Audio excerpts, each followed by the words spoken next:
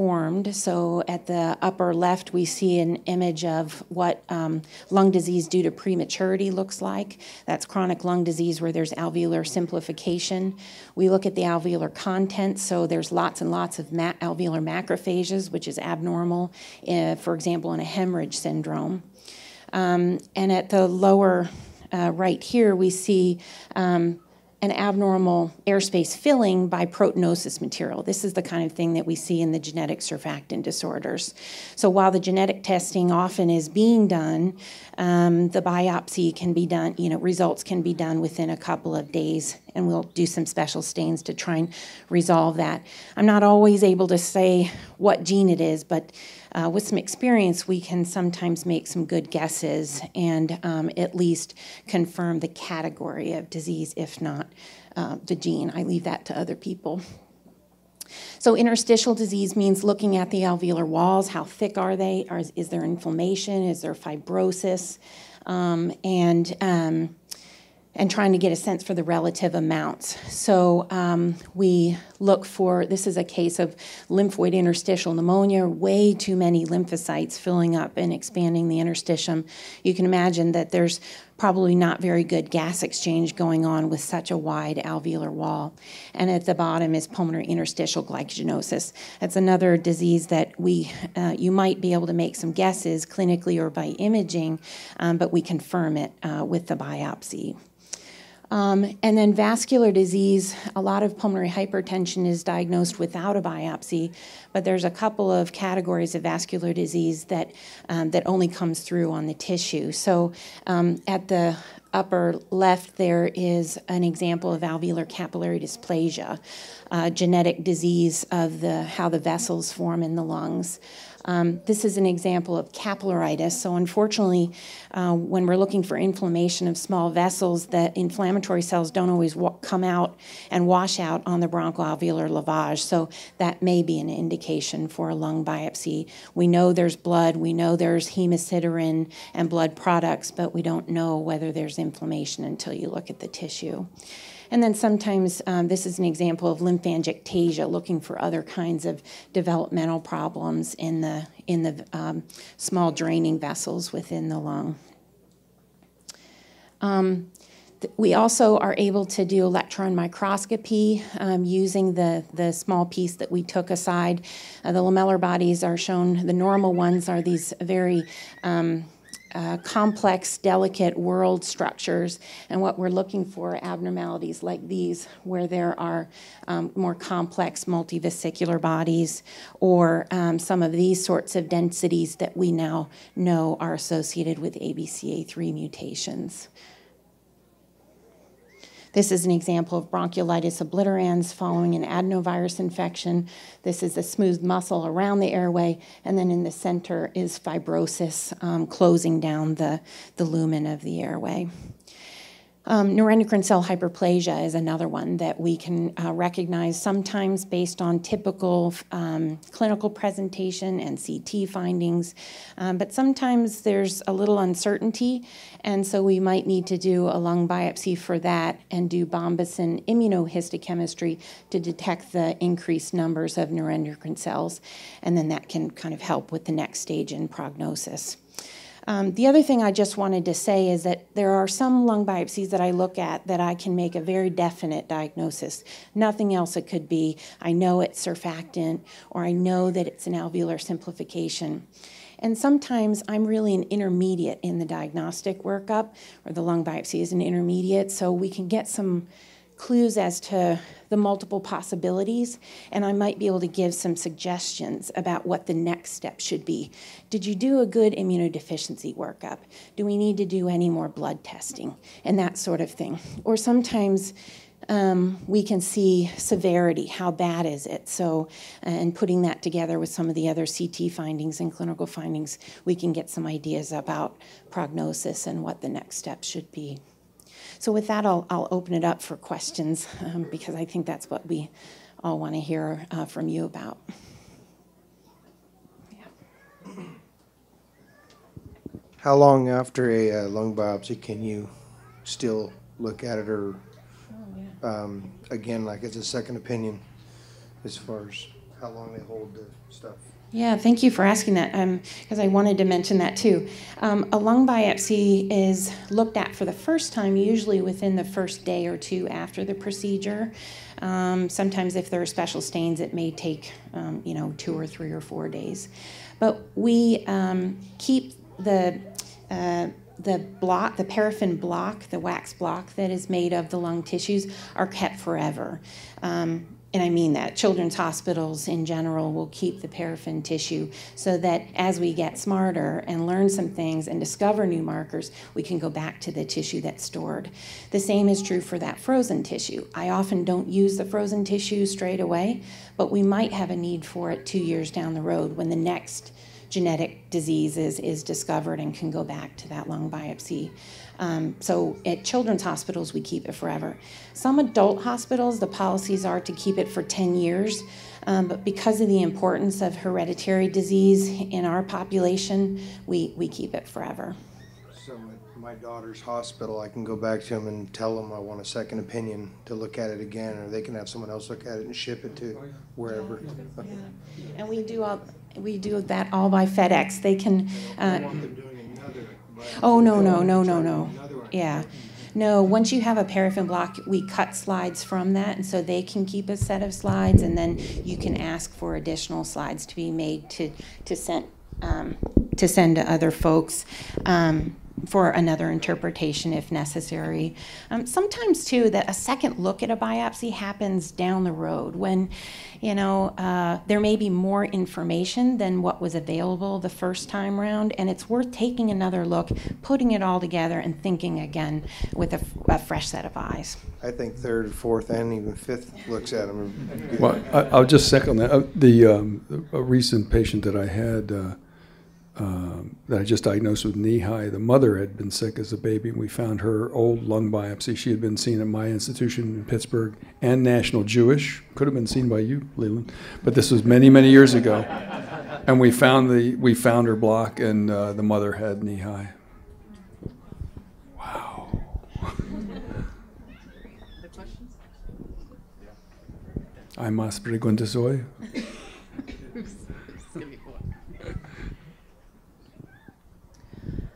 Without having a lung biopsy done, have you found any cases of misdiagnosing knee high? Or could it be something else? Do you want to answer that? I don't know if there is any. Huh? Wait, the question is, without a lung biopsy, do we misdiagnose? Do we say that they have knee high and don't have it, or do we say they don't have knee high and they do have it? Or is it could be either?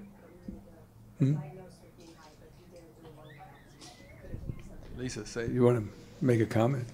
I think if I understand your question, you're asking whether is it possible you've been told you have knee high, but a biopsy wasn't done, and so it's not. Is it possible? So the symptoms of knee high do overlap with a lot of other forms of ILD.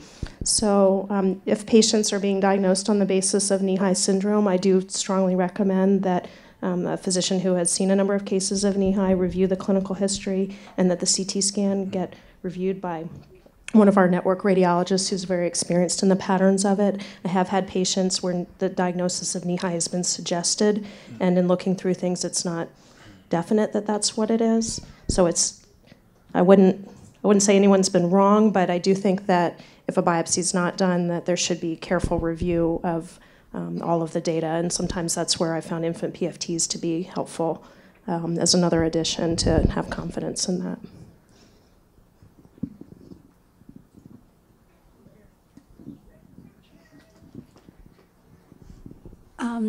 Can you guys talk a little bit about different things that may be coming down the pipeline so that we don't have to resort to open lung biopsies, like things that maybe in the research stages that may diagnose things without such invasive means?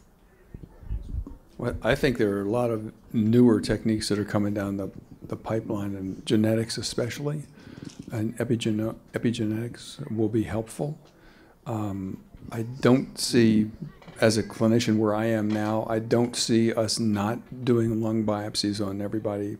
I mean, we're not doing lung biopsies on everybody, but not doing lung biopsies at all, I don't think that's going to be in the cards in the near future. But I think it's the hope for all of us as physicians to try and minimize the invasive studies. I mean, and one of the things we're doing with the guideline is to try and direct people to do the least invasive things they can first and try and establish a diagnosis. That's the way most physicians would like to work anyway.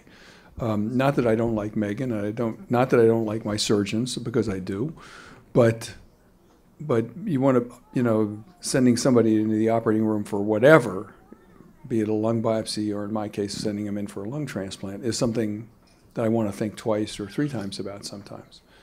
But do we have the mechanisms? I'm gonna turn. I don't think we have them. I don't think we have all the answers right now. I was just going to highlight that we don't have representation on this panel for imaging, but that's one of the things that we heard at the network too, that some of the super fast CT scanners will take away some of the artifact of breathing motion, and that may change too the diagnostic patterns that are seen on imaging before you get to a biopsy. Maybe we'll get smarter with that. Yeah, so we're one of the centers that has the, so I'm from Houston, and we're one of the centers that has the very fast CT scans. We can do an infant in about 0.3 seconds, and we have noticed that we're getting higher quality images from that, and we're also starting to explore MRI and things like that. So hopefully that'll help shortly.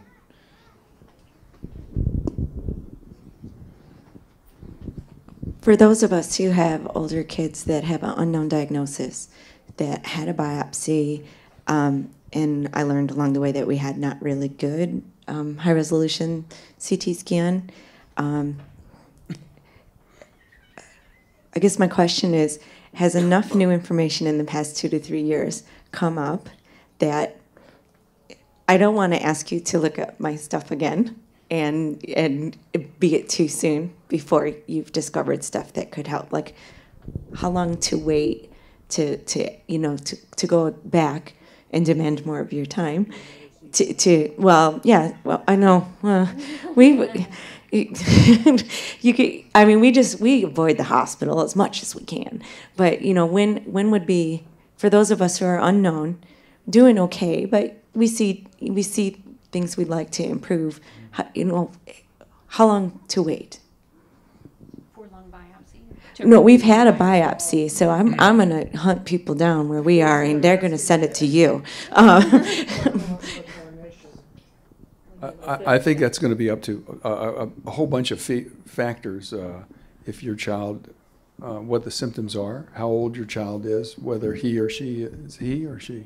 is able to do full lung testing, because the pulmonary function testing, we can get spirometry on little kids, but doing, lung volume, so-called, and diffusing capacity, things like that take a little bit more cooperation. I'm taking away, this is what Gwen's talking about. But from my standpoint, I think it has to do with what the clinical status of the patient is. I think you need to work with your physician, and I would advise this for everybody. You work with your physician for the best interest of your child. And you should be continuously asking, is there something new? Is there something new? And I think that that could be, is there something new, or is there somebody new who should see your child? I mean, everybody, I think, should be entitled to that. I think most physicians I know, I've sent kids for second opinions. Some of my patients, or I ask my partners for second opinions, or I send them to somewhere else. I hope not to have the hubris to think that I have all the answers, because that's pretty dangerous. So I think you need to work with your physician to work on that. But Gwen, you have a comment on that? I agree. I think as your kids get older, you can do more lung function testing. You can do kind of some of the fancier tests that the younger kids can't cooperate with. I think when you're looking at CT scans, it doesn't take sedation when they get older. They can hold their breath. They can do all the things they want them to do. So it becomes easier. So I think just regular follow-up with your pulmonologist, because sometimes how things have changed over time and what we understand about what should change over time helps us figure out the diagnosis, or further understand it, or know how to intervene at different times. We call these things that we don't know, we call them idiopathic. Everybody heard that term, idiopathic? Yeah, well, you know what it means? It means the patient's pathetic and the doctor's an idiot. I mean, we're not perfect, and we have a lot to learn. I mean, I can speak personally how much I've learned over the past number of years, but how much more I know I need to learn. And I think that when we have situations where we don't have a diagnosis, I think none of us should rest on that and it's not a matter of acceptance, but it's a matter of realizing that there are going to be new things coming out. There are going to be we're going to understand these things better. And over time, you know, we, like you, want the diagnosis. Ann standing in the back. We're going to do one more quick question, and then I'm done for the day. And then lunch. Till lunch. Thanks for taking my question. We're from Canada, and so my oldest daughter, she's 9, and she had her biopsy done at 3 months. And at that time they said LIP because it was so obvious to them in the biopsy. They said, don't worry, it's not genetic. You won't have any problem with future children. I have a 2-year-old son who at 3 months presented, and they took his biopsy as well, and they said he had knee high. So they pulled her biopsy from the 7 years earlier, and they believe that she has knee high and LIP. And I'm just finding out that that generally doesn't work that way. You can't have 2, or you shouldn't be able to have knee high. That's better. You shouldn't have knee high and something else. And so I'm wondering, is there a possibility that the biopsy that she had done 9 years ago maybe wasn't collected? Like, has there been advancements in the way it's collected and the way that it's dealt with that we should be considering a second one? She's not shown any sign of improvement like you would normally see in a knee high patient. She's 9 years old, definitely 24/7 oxygen dependent. So my question is, should we be considering another biopsy? Should we, I mean, I've tried to get our doctor to give us a referral to come to Denver and see some of the doctors there just to try and get a better understanding. My son is showing typical knee high characteristics as far as not needing as much oxygen, and she's not. So should we be concerned with doing another biopsy, or what's your thoughts on that? Anybody? Where do you live in Canada, by the way? Edmonton, Alberta. Because people in Toronto are also. All of our stuff was sent to Toronto, sent to Houston. I'm sure the gentleman over there has had a peek at our specimens from the biopsies. So everything's pretty much been sent everywhere, as far as to England and Johns Hopkins to Dr. Nogi. So our stuff is all out there, but I'm just not seeing an improvement in my daughter, and so I'm wondering, is there a possibility that it wasn't done correctly as far as coming back with this knee-high LIP together? I'm not sure that there would have been a problem with how it was handled the first time. I think clearly the first step is to make sure that everything else is reevaluated, and having multiple people see what's already out there before you go to a second lung biopsy.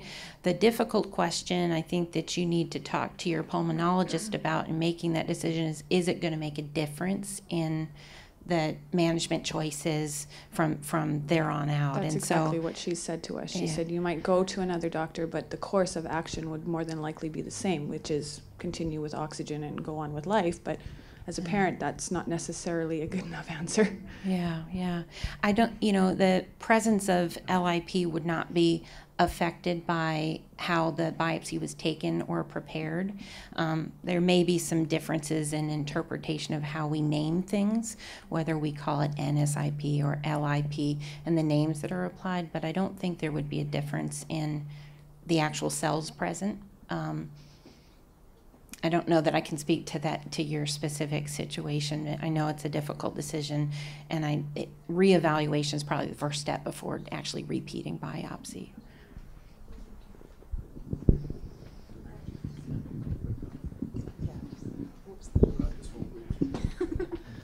I just want to make one quick comment in terms of, undergoing these invasive tests and thinking about the future. And this is a plug for Dr. Cotton and Dr. Laird is there. That if a lung biopsy is going to be made, asking the the people who are doing the biopsy get a piece of skin tissue and save it for a culture of the fibroblasts, because these are the cells then that can be used to study the patient-specific mechanisms of disease, even though at the time we may not know exactly what it's going to be used for ultimately. But again, developing a tissue bank of these kinds of fibroblasts in addition to the lung tissue is going to be really important.